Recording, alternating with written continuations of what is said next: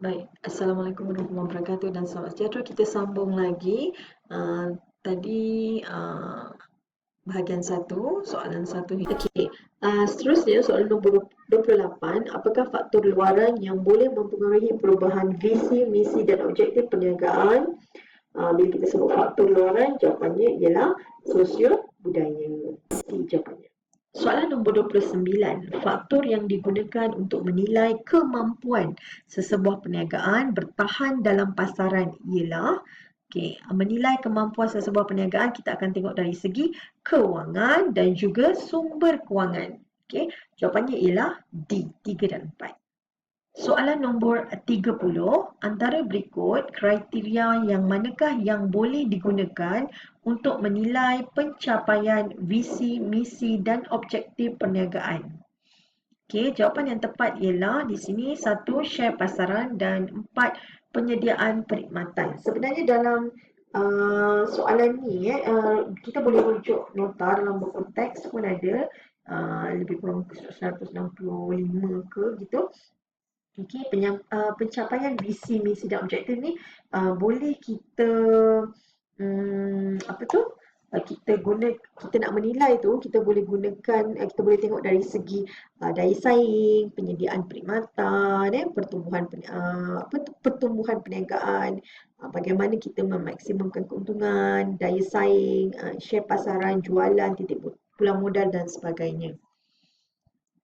Jadi untuk jawapan ini soalan nombor 30 yang berkaitan ialah share pasaran dan juga penyediaan perkhidmatan. Seterusnya soalan nombor 31, maklumat di bawah menunjukkan suatu peringkat dalam pengurusan. Encik Lim, dia bertanggungjawab ke atas semua operasi dan aktiviti dalam sesebuah organisasi. Semua aktiviti yang dijalankan dalam organisasi perlu dilaporkan kepadanya. Apakah peringkat pengurusan bagi Encik Lim? Bila semua operasi itu perlu dilaporkan kepada dia, maksudnya kita tahulah dia orang yang sangat penting di sini. Jadi dia ialah pihak yang di bahagian pengurusan atasan. Soalan nombor 32. Penyataan yang manakah tepat tentang tujuan bahagian fungsian sumber manusia? Bila kita sebut bahagian sumber manusia ni, dia melibatkan tentang pekerja lah. Jadi jawapan yang tepat ialah C, memastikan organisasi mempunyai pekerja yang berkemahiran. Soalan nombor 33, maklumat di bawah berkaitan dengan aktiviti bahagian fungsian syarikat Syafi'i Sdn Bhd. Bahagian fungsian K, dia terlibat dengan pemborong, peruncit dan ejen. So, apakah bahagian fungsian tersebut?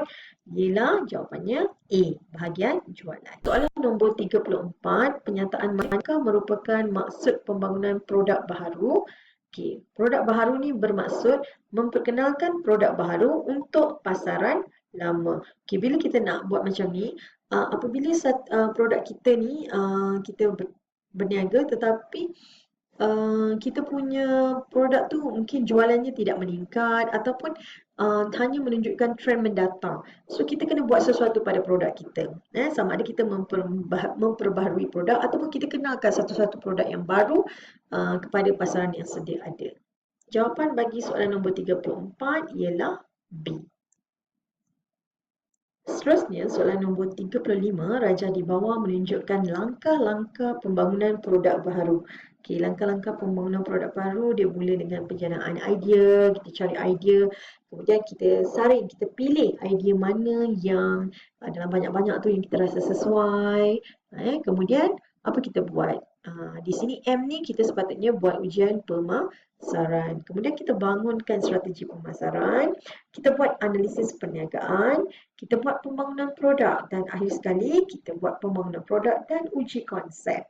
Dan akhir sekali barulah kita buat komersialisasi. Jadi soalan nombor 35, apakah M dan O? M ialah ujian pemasaran dan O ialah pembangunan produk dan pengujian konsep. Seterusnya, soalan nombor 36, apakah tujuan penggunaan teknologi maklumat dalam pengurusan perniagaan? Untuk apa teknologi maklumat ni? Jawapan yang tepat ialah dia dapat memudahkan aktiviti kewangan dan perakaunan. Dengan penggunaan teknologi ni kita nak kira pun senang, kita nak rekodkan aktiviti kewangan dan perakaunan kita pun, kita dah ada sistem dan dapat mengurangkan kesilapan dalam pengiraan dan sebagainya. Soalan nombor 36 jawapannya ialah D. Okey, soalan nombor 37. Antara berikut yang manakah aplikasi teknologi maklumat dalam perniagaan? Jawapan yang paling tepat ialah e-government. Baik, seterusnya soalan nombor 37. Antara berikut yang manakah aplikasi teknologi maklumat dalam perniagaan? Jawapan yang tepat ialah e-government, iaitu D.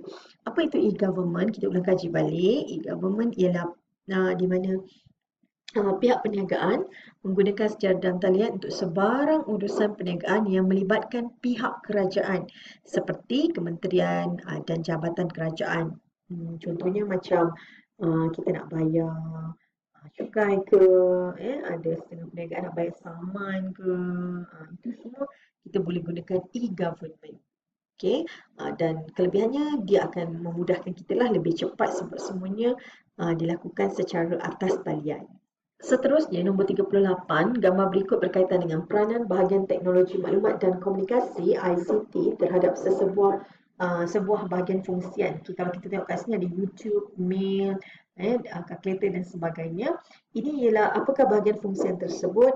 Ini semua yang berkaitan dengan ada yang social media, ada yang aplikasi dan sebagainya. Ini semua berkaitan dengan fungsian pemasaran. Jawapannya ialah C.